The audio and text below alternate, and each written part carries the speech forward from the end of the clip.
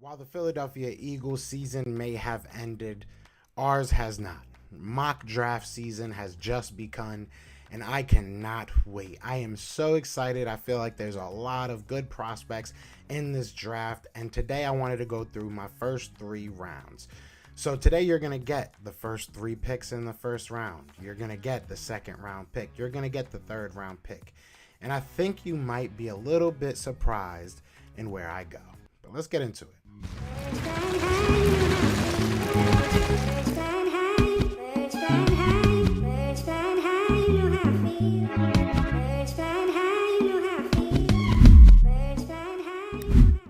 What's going on, you guys? It's your boy Joe Castro, aka Philly Fresco, and it is Philly the podcast. So like I said, today we are going to go through my first 3-round mock draft. Now, obviously, this is not the first mock draft that I've done this season or even this year. I've already done a couple, but this one is the first one I really felt comfortable with and I wanted to bring out because, especially with the news as of late, the uncertainties with certain players, which we'll get right into, I felt this was something that could be very interesting to look back on at the very least. So without further ado, make sure to hit that like, hit that subscribe. But let's get into these picks, right? So round one, we have 3 picks. Obviously, we have number 15, number 16, and number 19. 3 top 20 picks. It's going to be beautiful. Now, I'm not going to do any trades. I know a lot of people are saying they would love to see Howie Roseman go ahead and trade one of these later picks, probably the number 19. You know, hopefully you get a first round pick next year that's maybe better than the 19, but also you can get something worse. But either way, we look at this, and the first guy I got coming off my board is Tyler Linderbaum. Now, honestly, at first, I wasn't with this. At first, I really didn't think that offensive line is somewhere we needed to go, but a lot of people are really starting to talk me into it, especially when you look at this one player. If we go and get a tackle, I don't know if I'm going to feel as comfortable as I will with a guy like Tyler. I think that Tyler is a very athletic, kind of along the lines of what Jason Kelce is. He's a little bit more physical, in my opinion. Iowa, they breed these crazy offensive linemen, and I feel like these interior offensive linemen from Iowa always have a little bit of toughness with them. But he will bring what we are going to lose.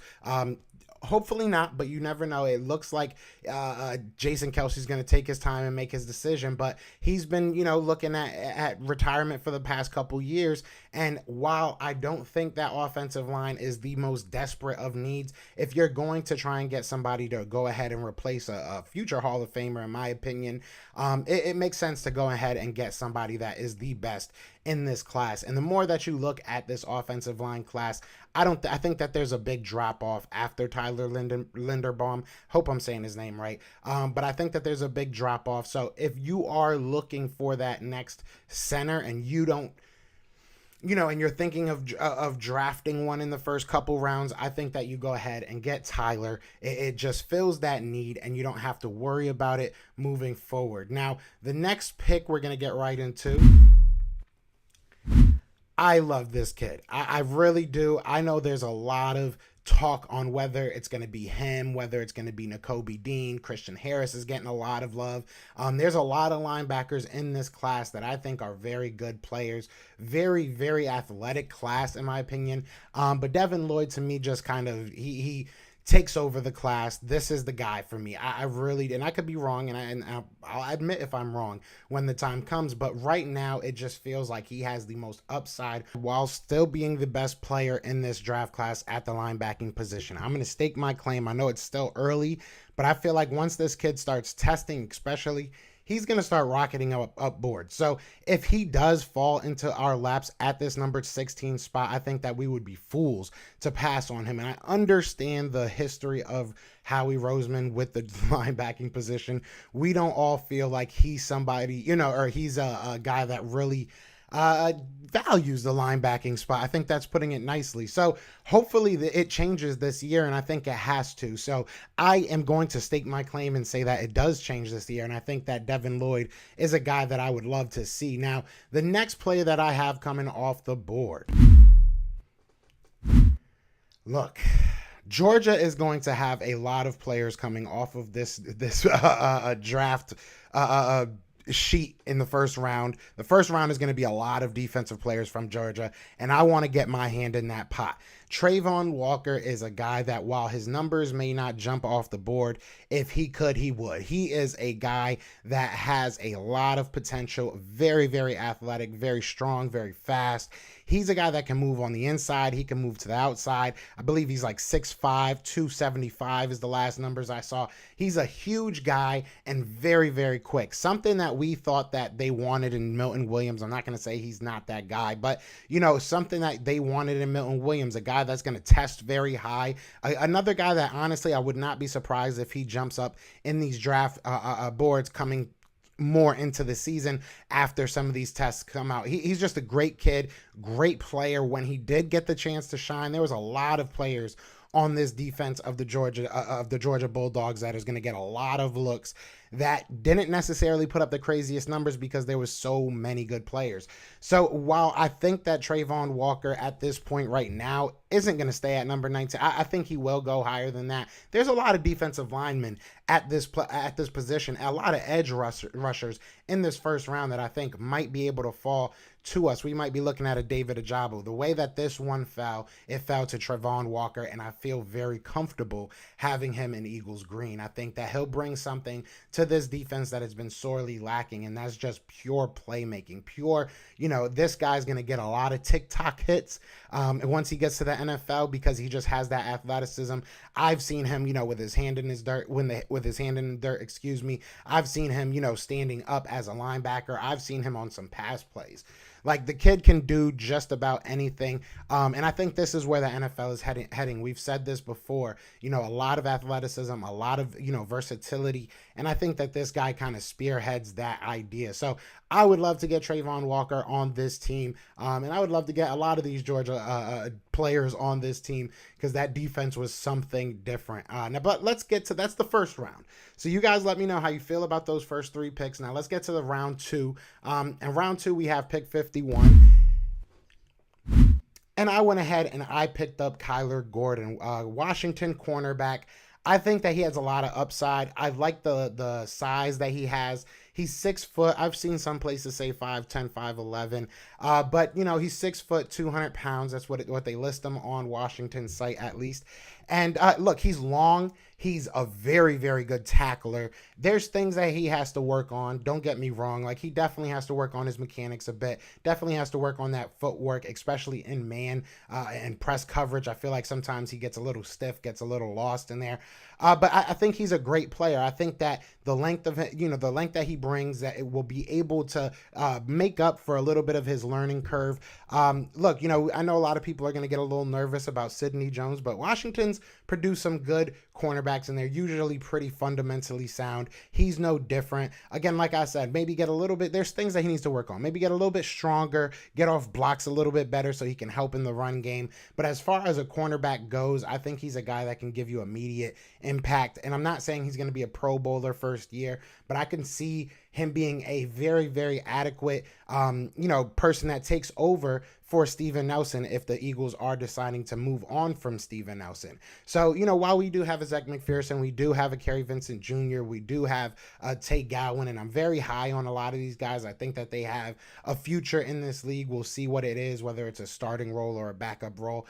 I think that Kyler Gordon is a guy you bring into this locker room and you bring into this team and you see it pay instant dividends. I think that he's somebody that can certainly add something to this locker room, add something to this team. And again, a kid that brings you versatility. I don't know the numbers as far as how much he actually played safety, but I can definitely see this guy, you know, moving to safety at some point in his career. I think that he has the instincts for it. And again, just an amazing tackler when he is in position to make the tackles. So I got Kyler Gordon going in round two, cornerback out of Washington. A guy I like. I like the guy. I like the guy. So let's get to the last pick of this draft. Like I said, I only did the first 3 rounds. Now this guy, we're double dipping.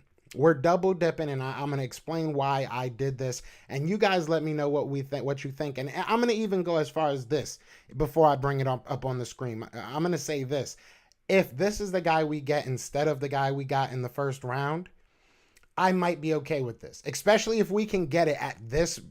I would be shocked if this person stays this low. But we are in the round 3. We have pick number 83. So I went and got Brandon Smith, linebacker from Penn State.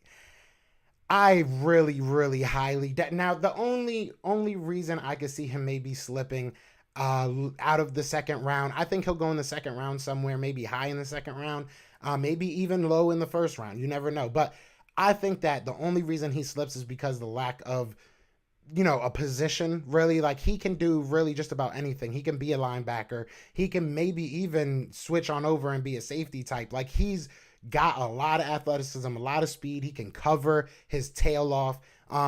I love this kid. I think that this kid is going to be a very good player at the next level. I would love to see what he does at the linebacking position. I think he needs to add a little bit of strength, a little bit of weight if he wants to be a linebacker at the next position, at the next level. I think that's the only thing that maybe holds him back at that spot. But as far as a linebacker goes, and I keep on saying this, and I'm going to keep on saying this, you look at how the NFL is moving, and you need athletes. I've seen Brandon Smith come off the edge and tear, offensive linemen up and tear quarterbacks up. I've seen Brandon Smith drop back in coverage and make big plays time and time again. The Penn State Nittany Lions had a great defense last year. They got overshadowed by inconsistent and unfortunately hurt offense, but that defense was national championship worthy. I don't think that there's much of an argument you can make there. When healthy, the Penn State Nittany Lions fielded one of the best defenses, and Brandon Smith was at the head of that. Brandon Smith was a guy that literally Franklin could put him anywhere. Franklin could literally put him anywhere, and he was going to make a play for him. So Brandon Smith is a guy, while I don't think he'll make it this far, if he makes it to round 3 and he makes it to our pick and we pick him, I will be shocked that all that proceeded like that, but I will be so excited. So just to go through these one last time, we have Tyler Linderbaum, we have Devin Lloyd, we have Trayvon Walker, we have Kyler Gordon, we have Brandon Smith. Look, I think all these guys can be pretty quick impact players. Maybe it takes till second year for some of the later guys, but I think these guys are who we need right now.